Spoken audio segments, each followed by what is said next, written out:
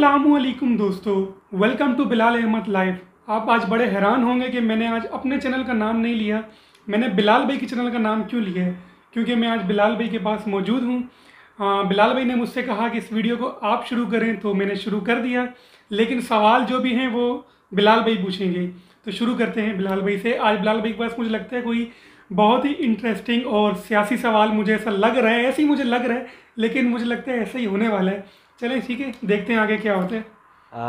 आज हमारी जो वीडियो है, हमारा कोई प्लान नहीं था। किसी टॉपिक का भी इस टाइम तक हमने चूज़ नहीं किया था, लेकिन तब मैंने चलो स्टार्ट कर दिया सियासी पे ही। तो चलो सियासत पे थोड़ी सी बातें करनी है आज। तो थोड़ी सी महंगाई के बारे में और थोड़ी सी जो इस टाइम कंडीशन चल रही है पाकिस्तान की, उसके बारे में थोड़ी सी बातचीत करनी है। तो जिन जिन लोगों ने मेरा चैनल अब तक सब्सक्राइब नहीं किया, वो मेरा चैनल सब्सक्राइब कर लें और बल्कि आइकन को दबा दें, ताकि आने वाली तमाम भी वीडियोज़ आप तक बआसानी पहुँच सकें और आपका और हमारा ताल्लुक़ जुड़ा रहे। और आखिर में कमेंट सेक्शन में अपनी खुसूसी और कीमती राय का इज़हार ज़रूर कीजिएगा। अतर भाई, आपको तो मेरे तमाम व्यूवर्स आपको बड़ी अच्छी तरह जानते भी हैं। तो आज हम आपसे थोड़ी सी इंफॉर्मेशन लेंगे पाकिस्तान की इस टाइम जो करंट सूरत हाल चल रही है। तो मुझे ये बताएं कि पिछले दिनों में कोई पेट्रोल का काफ़ी ज़्यादा इशू चल रहा था। रेट आई थिंक 135 क्रॉस कर चुका है। उसके बारे में आप क्या कहना चाहेंगे? कहना यही चाहेंगे कि जी, आफ्टर कोविड-19 यानी कोरोना के बाद ओवरऑल पूरे वर्ल्ड में सिचुएशन इस टाइम पे बड़ी आउट रही है, ठीक है। और सऊदी अरेबिया ने इस सिचुएशन में सबसे ज़्यादा फ़्लाइट को बंद रखा है। अगर आप देखें तो हर कंट्री ने तकरीबन कुछ 6-7 महीने फ़्लाइट्स को बंद रखा है, लेकिन सऊदी अरेबिया वाहिद ऐसा कंट्री है जिसने पूरे 2 साल फ़्लाइट्स को बंद रखा है। और अभी भी उनके लिए फ़्लाइट्स ओपन हैं जिन्होंने 2 डोज अपनी कंप्लीट करी हैं, और वो 2 डोज सऊदी अरेबिया की पॉलिसी के मुताबिक होनी चाहिए। और अक्सर मतलब कि वो ही बंदे यहाँ वापस आ सकते हैं जो सऊदी अरेबिया से छुट्टी गए हैं और उन्होंने अपनी 2 डोज सऊदी अरेबिया में कंप्लीट करी हैं।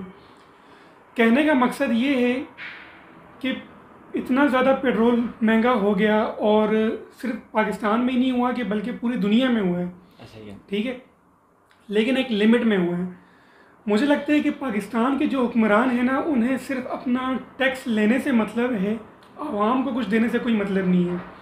वो कहते हैं कि पूरी दुनिया में जो एक रूल चलता है वो चलता है गिव एंड टेक पे, लेकिन पाकिस्तान के सियासी जो रहनुमा हैं उनके आगे रूल चलता है सारी गिव पे चलता है। यानी कि हमें खाली देते जाओ, हमसे पूछो ना कि हमने क्या करना है, ठीक है। अब बात करते हैं जी, इतना ज़्यादा टैक्स अगर पाकिस्तान की हुकूमत ले रही है तो वो टैक्स कहाँ जा रहा है? बात तो ये भी है ना, क्या वो टैक्स हम पे लग रहा है? क्या हमारी गली, सड़कें, रोड मुकम्मल तौर पर तैयार हो रहे हैं? क्या इसके बदले हमारी सेहत मुकम्मल तौर पर महफूज हो रही है? क्या हमारे लिए अद्वियात को सस्ता किया जा रहा है? क्या हमारे लिए अस्पताल बनाए जा रहे हैं? क्या हमारे बच्चों के मुस्तकबिल के लिए बेहतरीन स्कूल बनाए जा रहे हैं? तो इन सब के सवालों का जवाब आपको एक ही मिलेगा, जी नहीं, ठीक है।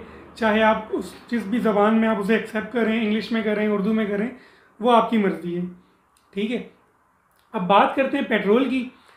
पेट्रोल जो है पाकिस्तान में जो महंगा हुआ है, मैं ये समझता हूँ कि पाकिस्तान की जो ख़रीद पेट्रोल की है वो बहुत सस्ती है, लेकिन पेट्रोल की जो कीमत है उस पर तिगने से चुगना यानी टैक्स लगा दिया गया है, ठीक है।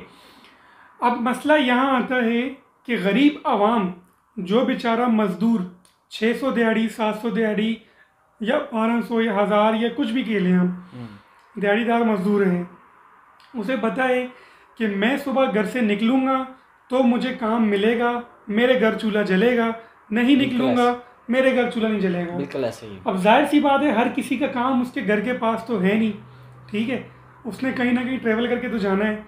तो मैं तो देखा पाकिस्तान में लोग मोटरसाइकिल का इस्तेमाल बहुत ज़्यादा करते हैं, क्योंकि हमारे हुक्मरानों की मेहरबानी है ये भी कि ट्रांसपोर्ट का इतना ज़बरदस्त हाल उन्होंने हमें दिया हुआ है। यानी हमारी औकात ही नहीं है उन बसों में बैठने की, जो हकीकत बात है।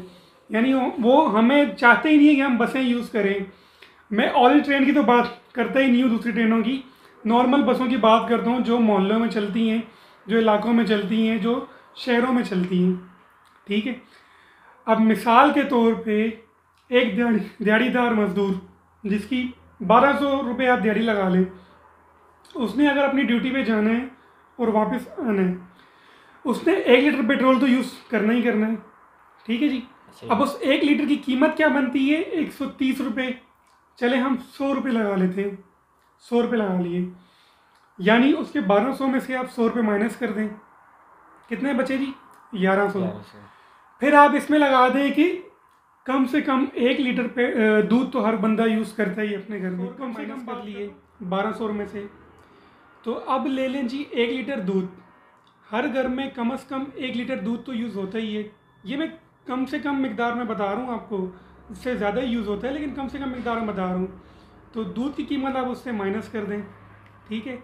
फिर आगे आता है जी 1 महीने का राशन। तो हम राशन की भी 1 महीने की बात नहीं कर रहे, हम दिहाड़ीदार मजदूर की बात कर रहे हैं।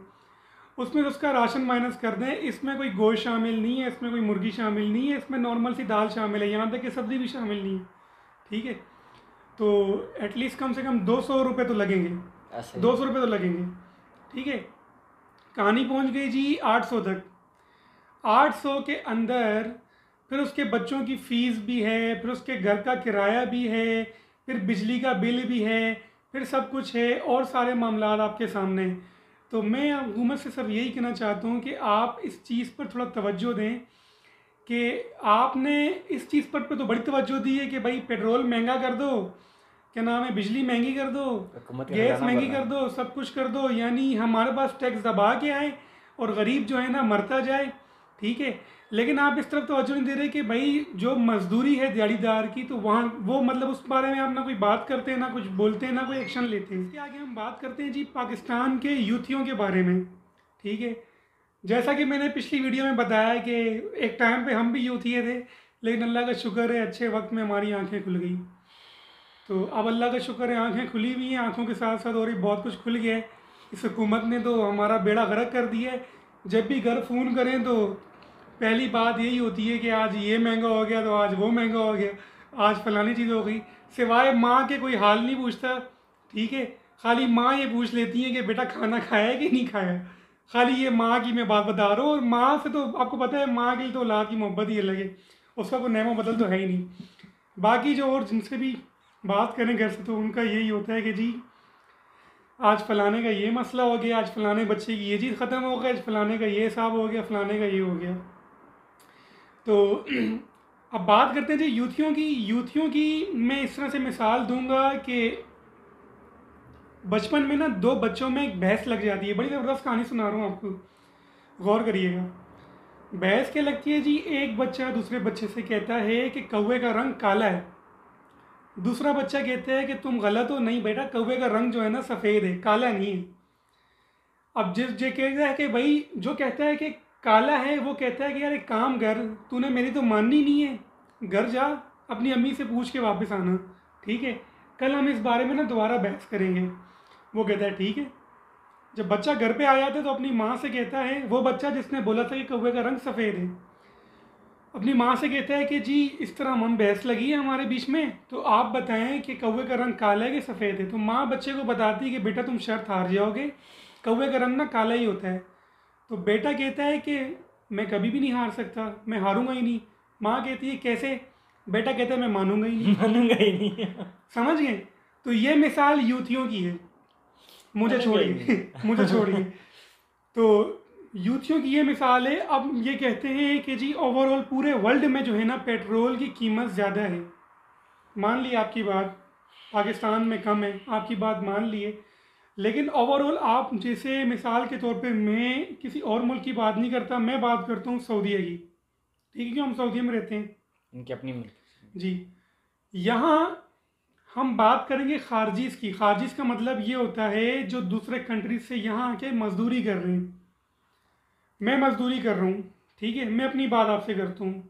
मैं नॉर्मल एक स्टोर कीपर हूँ, ठीक है, मैं सऊदी लेबर की बात नहीं कर रहा, मैं खारजीज़ की बात कर रहा हूँ जो बाहर मुल्क से हैं। मेरी जो दिहाड़ी है वो बनती है 55 रियाल एक दिन की, ठीक है। 55 को आप 30 से ज़रब कर दें, ये बनती है 1500, 1500 से ऊपर ही बनते हैं। इसके अलावा मुझे मिलता है यहाँ भाई एक इंसेंटिव, और अगर मैं ओवर टाइम लगाता हूँ तो मुझे ओवर टाइम मिलेगा। तो ये सब मिला के मेरी तनख्वाह बनती है 2200-2300 रियाल बनती है। ठीक है जी, मैं अपनी बात कर रहा हूँ, ज़ाती बात आपको बता रहा हूँ। 2200-2300 बनती है। अब 2200-2300 को आप ज़रब करें 40 के साथ, वैसे तो रेट ऊपर चल रहा है, आप 40 के साथ करें, कितने बन गए जी? 2000 के बन गए 80,000, और 300 रियाल के आप कर लें, चले छोड़े, हम 300 रियाल को गोली मारें, हम 80,000 को कैलकुलेट करते हैं। अब मुझे बताएं कि एक मज़दूर की तनख्वाह पाकिस्तान के अंदर 18 से 20,000 है, मैं यहाँ बैठकर ले रहा हूँ 80,000। मेरे घर वाले मुझे फ़ोन करके कह रहे हैं कि आज ये पूरा नहीं हो रहा, आज ये पूरा नहीं हो रहा, आज ये मसले मसाइल चल रहे हैं। ठीक है, तो उस बेचारे मज़दूर के ऊपर क्या गुजरती होगी। तो लिहाजा आखिर में इतना ही मैसेज दूंगा कि पेट्रोल तो बढ़ गया है, लेकिन खुदा का वास्ते सैलरियाँ भी बढ़ाओ ना। ठीक है, आप रियासत मदीना की बात करते हैं, मैं आपको बता दूं कि रियासत मदीना वो है जहां एक मज़दूर की तनख्वाह पहले तो उसका खूब पसीना खुश्क होने से पहले उसके हाथ में थमा दी जाती थी, और दूसरी बात, बल्कि थमा दी जाती है, आज भी हैं, आज भी आप मदीना में जाएं तो ऐसा है।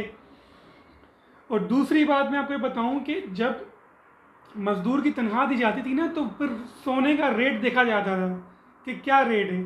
ठीक है, 1 तोला सोने के रेट के मुताबिक उसको सैलरी मिलती थी। आज आप एक तोला रेट का, आज पाकिस्तान में तोला रेट तो लगाए ना, मेरे ख्याल से चल रहा है कुछ 125 ना चल रहा है, मुझे सही मालूम नहीं था, कि मैंने पहले ऐसा चाहिए था 1,10,000 चल रहा था, अभी 1,25,000 चल रहा है। आप लाख लगा दें तो मुझे बताएं ना, कौन सी कंपनी 1 लाख रुपए दे रही है तनख्वाह किसी मजदूर को? कोई भी नहीं देगी। तो आखिर में यही मैसेज देंगे कि यूथियों प्यारे मेरे भाइयों, अपनी आंखें खोलो, हमने तो खोल ली, आप भी खोल लो, ऐसा ना करो। ठीक है, कल को अल्लाह को भी जवाब देना। एक चीज़ और भी मैं ऐड करना चाहूँगा कि पाकिस्तान में इस टाइम जो हुकूमत चल रही है, उन्हीं के अंदर जो गवर्नर बैठे हैं उनकी अपनी चीनी की मिलें हैं और चीनी शार्ट है। ये आपने जो है ना हुक्मरानों की दुखती रग पे पाँव रख दिया है। ठीक है, देखें जी, हदीस मुबारक है, मैं उसका मफहूम बयान करता हूँ, क्योंकि ज़ाहिर सी बात है अल्फाज में जो है ना आगे पीछे हो जाते हैं तो फिर गलती हो जाती है। जिस किसी ताजिर ने या किसी मालिक ने किसी खाने पीने की अशिया, चाहे वो चीनी है चाहे वो कोई भी अनाज है, ठीक है, उसे इस सोच के साथ अपने गोदाम में बंद कर दिया, मतलब बोरियां छुपा दी गई, मार्केट से उठा ली गई, छुपा दी गई। ठीक है, टनों के टन के हिसाब से छुपा ली गई, और इस सोच के साथ छुपाई कि मैं बाज़ार में महंगाई लाऊंगा और इससे दुगना फ़ायदा हासिल करूंगा। तो आप सल्लल्लाहु अलैहि वसल्लम फरमाते हैं कि वो इंसान गुनहगार तो है और हम में से नहीं है। जाहिर सी बात है, मुझे एक बताएं कि हम माशाल्लाह इतने खूबसूरत मज़हब से ताल्लुक़ रखते हैं जहाँ वज़ू करने के लिए भी पानी ज़्यादा बहाने की इजाज़त नहीं है, और यहाँ देखें कैसे कैसे काम हो जाते हैं। इस पर गौर करने की ज़रूरत है, हमें भी है और आपको भी है, हमारे हुक्मरानों के भी है, तो हमारे यूथी भाइयों को भी है। सर मजाक अपनी जगह, लेकिन सीरियस बात में इंसान को जो है ना थोड़ा संजीदा हो जाना चाहिए। इस बात को समझें और इस मैसेज को, इस वीडियो को ज़्यादा से ज़्यादा शेयर करें। अब मसला ये है कि जब इतनी महंगाई है तो लोग बाहर ही जाएंगे, बाहर मुल्क जाएंगे तो पाकिस्तान तो खाली हो जाएगा। ठीक है, कौन लोग रह जाएंगे? वही लोग रह जाएंगे भाई जो पढ़ रहे हैं, तालीम हासिल कर रहे हैं, या वो लोग रह जाएंगे जो मतलब एज ज़्यादा हो गई, बाहर जा नहीं सकते। तो हुकूमत जो है ना फिर क्या नाम है, हुकूमत किस पे करेगी? ज़ाहिर सी बात है अपने घर में तो आपने करनी ही नहीं है, हम लोगों पे ही करनी है। हमारे टैक्स से आपके मुंह में नवाला जाता है। ठीक है, तो मेरे हिसाब से मैं इतनी सी मिसाल दूंगा कि बंदा कोई अगर जानवर पाले, वो जानवर का नाम तो मैं नहीं लूँगा, जिसमें शर्म होगी तो बंदा समझ जाएगा। अगर उसे भी यूँ कोई रोटी का टुकड़ा फेंक के खिलाया जाए ना तो वो सारी उम्र वफादार रहता है। और आपको आवाम जो है ना ऐसे भर भर के प्लेटें नवाले खिलाए जा रहे हैं, पाए खा रहे हैं, आपको पता नहीं कौन कौन से पकवान गांव के खा के एंजॉय कर रहे हैं आवाम के पैसों से, लेकिन कख आपको शर्म नहीं आती कि आप उस आवाम के लिए भी कुछ करें। मैंने किसी पटवारी को फॉलो नहीं किया हुआ, ना मैंने उसको जाके एक्सेप्ट कर लिया है। मैं इस बात पे बिलीव रखता हूँ कि अगर इस मुल्क के हालात ख़राब हैं और पटवारियों ने ही ठीक करने हैं तो ख़राब किए किसने? पटवारी तो पटवारी है, लेकिन इमरान खान ने भी कोई ख़ास इंतज़ाम नहीं किया। ठीक है, तो उम्मीद अल्लाह से ही रखनी चाहिए इंसान को, क्योंकि इंसान तो जो है ना हमेशा दगा दे जाते हैं इंसान को। ठीक है, बेवफाई करे जाते हैं दूसरे इंसान से। तो आखिर में इतना ही कहेंगे कि इस वीडियो को ज़्यादा से शेयर करें, बिलाल भाई को सपोर्ट करें, माशाल्लाह हमारे भाई बड़ी प्यारी वीडियोस बनाते हैं। सब्सक्राइब करें और इनसे आप बहुत कुछ सीख सकते हैं इनकी वीडियोस देख के। तो इंशाल्लाह फिर आपसे मुलाकात होगी। अपना बहुत सारा ख्याल रखिएगा, हमें दुआ में याद रखिएगा। अल्लाह हाफिज़।